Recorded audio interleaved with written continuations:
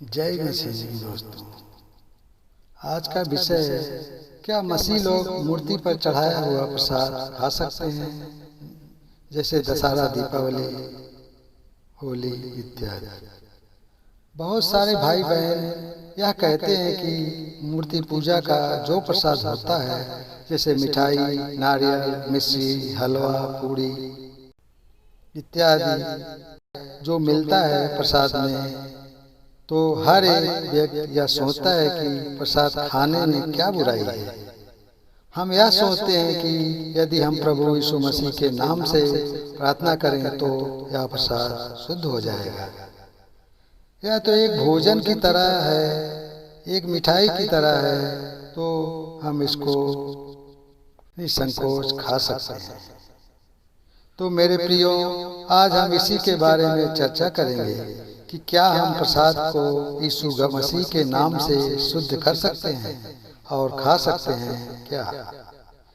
मेरे प्रियो, आप जानते होंगे कि दुनिया में बहुत सारे धर्म हैं, बहुत सारे रीति रिवाज हैं। लोग अन्य अन्य धर्मों में से आकर प्रभु यीशु मसीह में विश्वास करते हैं, क्योंकि उनके मन में सच्चाई है। वो परमेश्वर को इसलिए पा लिए क्योंकि वो उद्धार को पाना चाहते हैं, और प्रभु यीशु मसीह में आने के बाद वह पाप मुक्त हो जाते हैं। ऐसे में सवाल यह उठता है कि क्या उसको फिर से मूर्तियों पर चढ़ाया हुआ प्रसाद खाना चाहिए या नहीं खाना चाहिए। हमारे घर में सभी लोग तो प्रभु यीशु मसीह पर विश्वास नहीं करते। वो धीरे धीरे मसीह लोगों को देखकर विश्वास करने लगते हैं।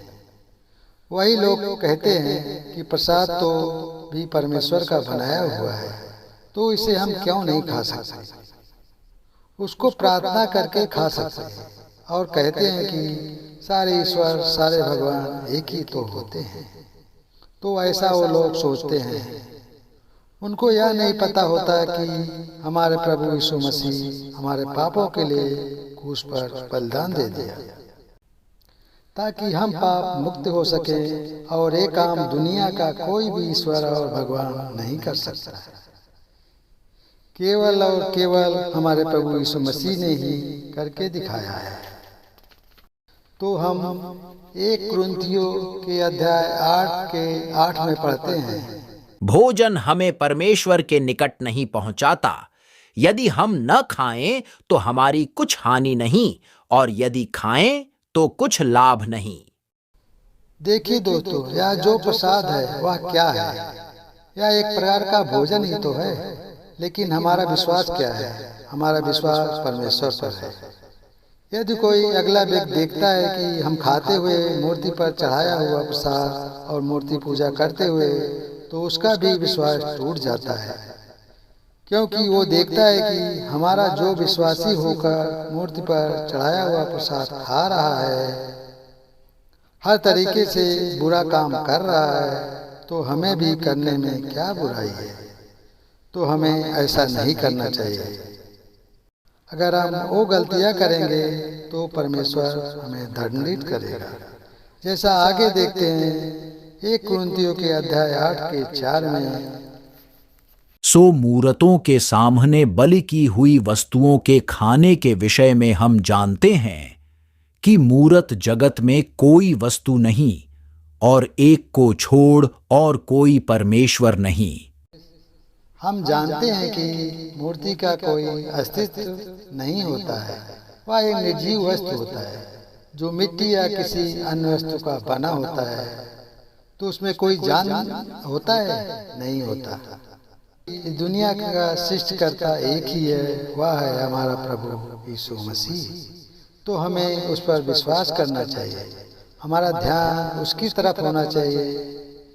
जैसा आगे लिखा है 1 कुरिन्थियों के अध्याय 8 के 7 में, परंतु सबको यह ज्ञान नहीं, परंतु कितने तो अब तक मूरत को कुछ समझने के कारण मूरतों के सामने बलि की हुई को कुछ वस्तु समझकर खाते हैं, और उनका विवेक निर्बल होकर अशुद्ध होता है।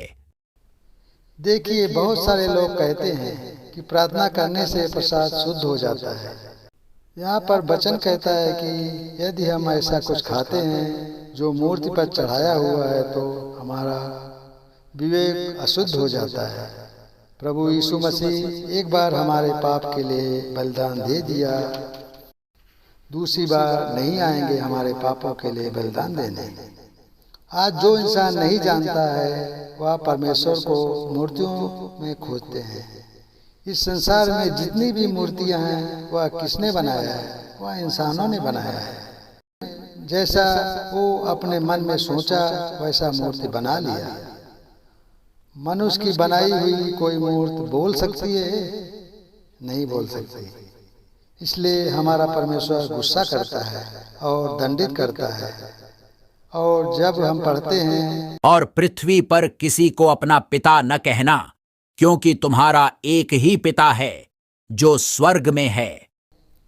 यहाँ प्रभु कहते हैं पृथ्वी पर किसी अन्य में को अपना पिता ना कहना, यानी परमेश्वर ना मानना, क्योंकि तुम्हारा पिता परमेश्वर एक ही है और वो स्वर्ग में है।